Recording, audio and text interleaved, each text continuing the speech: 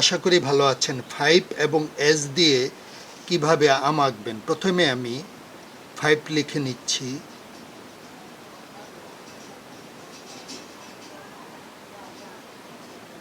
এই আমি 5 লিখে নিলাম। এই 5 এবং এস দিয়ে আপনি কিভাবে আম আঁকবেন।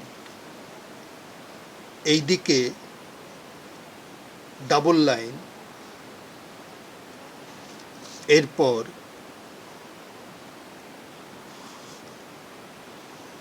পাতা, পাতার ভেতরের দাগ,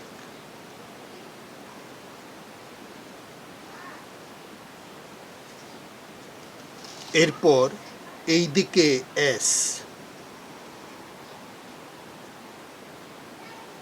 এই একটি এস লিখলাম।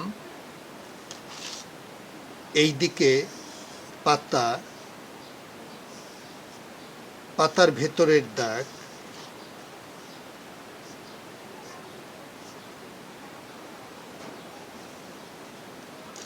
এবার কালার, প্রথমে সবুজ, এরপর টিয়া,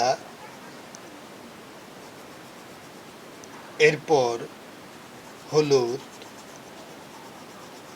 এরপর লাল। তো হয়ে গেল 5 এবং এস দিয়ে ম্যাঙ্গো ড্রয়িং। ভিডিওটি ভালো লাগলে লাইক দিবেন, কমেন্টস করে জানাতে পারেন কেমন লাগলো, আর চ্যানেলটি সাবস্ক্রাইব করে আমাদের পাশেই থাকুন। Thank you so much.